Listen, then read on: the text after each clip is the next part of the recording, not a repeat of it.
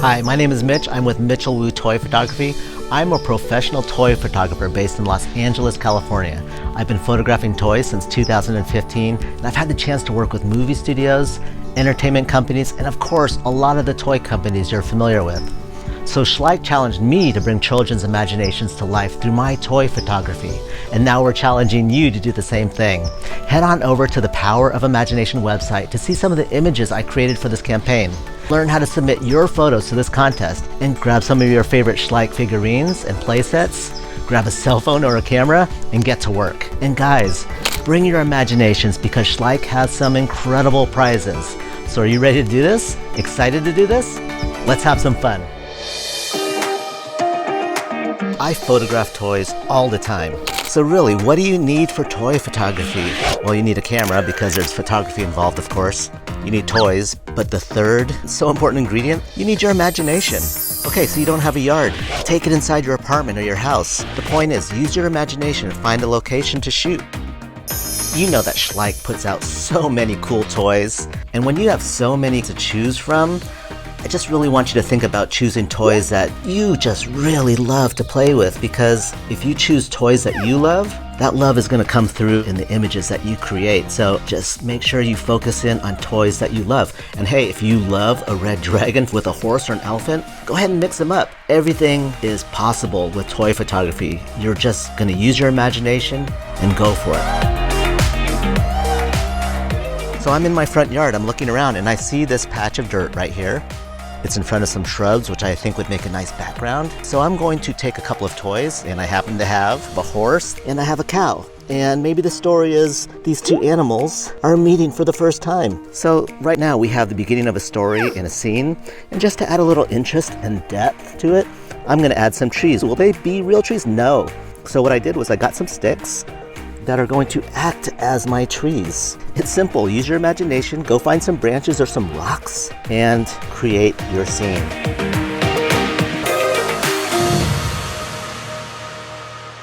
Okay guys, I'm here on my porch where I photograph a lot of my images.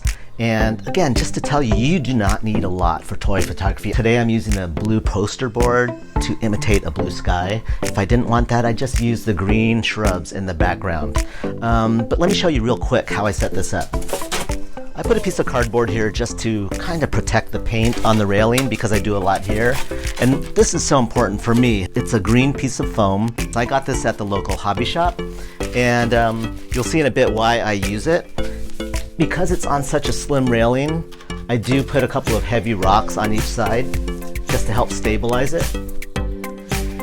And then what I do a lot of is I add some dirt. And this is dirt that I just dug up in my yard.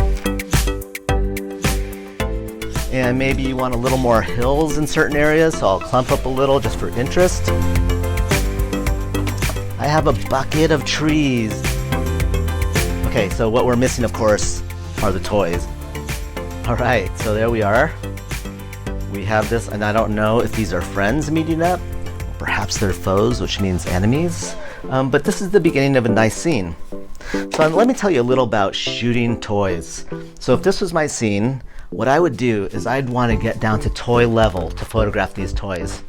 When you do that, you allow your viewer to become part of the world that you created for these toys, and when that happens, they can experience the story as you meant it to be told. So I set up my camera on a tripod at this level, bringing the viewer right into the scene. Let me say a few words about gear and cameras.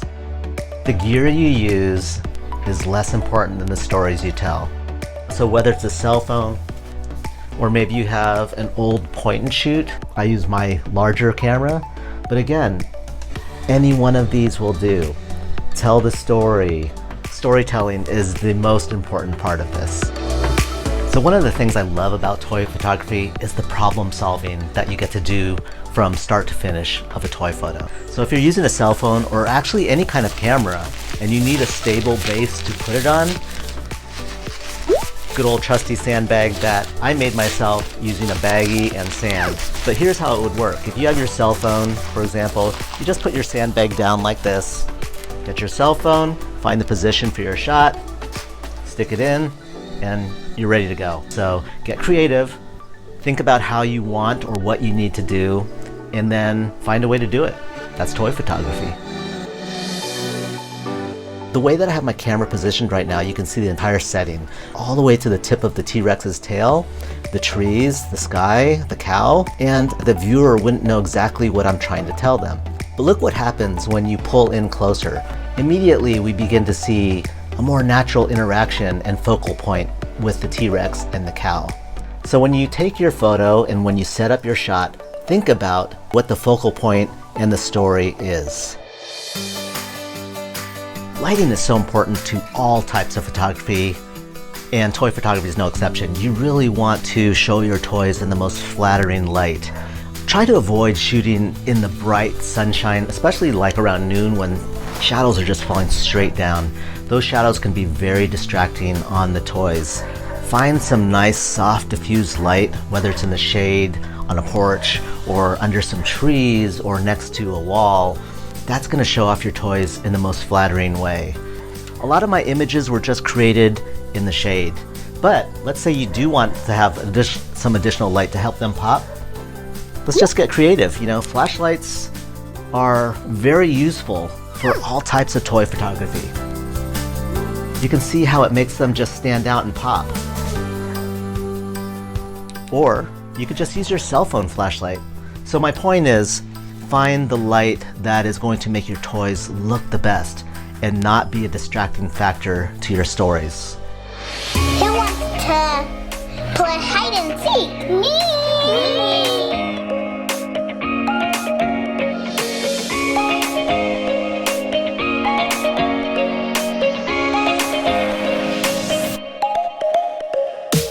All right, now you can see that I have the dirt onto my base here. This is where I'm going to build my scene out. And maybe we'll just start with this branch.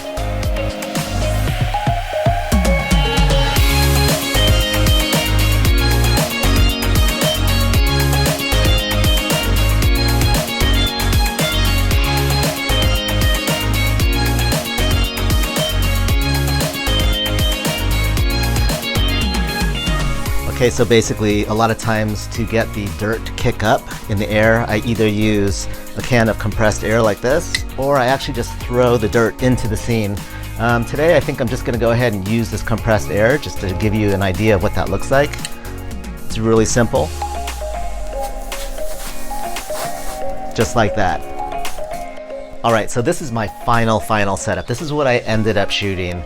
And if you remember my initial setup, you'll remember I had the big tree stump here. But when I looked at it through the camera, I realized that that big branch was way too distracting for this scene. So what I did was I built up the scene here. I added some rocks, I raised the ferns up, and that made it look more like they were hiding behind something. I'm not sure that was clear with that big tree. So stay flexible when you set it up. If it's not working, go ahead and shift things around, change the composition. The environment and the composition has to work really well and has to support your story. If it's not doing that, then change it up. Also, you'll see that I had this guy on wires. It doesn't have to be that way. You don't have to drill and insert wires. What you want to do is tell your story, right? So how are you going to do that without that? Well, one other idea is to have it on the ground. I love this as well because he's lower, it's harder to see them. That's a really good hiding spot then. Or if I really wanted to put him up in the sky, then I would put a rock or a branch, set him on it, and that is really effective as well. So again, my point is, be flexible, move things around as you need to, think of your overall environment, and tell your story. So I want you guys to have a lot of fun with this. Grab your favorite Schleich toys, use those imaginations, and I cannot wait to see what you guys create. Head on over to the Schleich Power of Imagination website to learn all of the details. Thank you.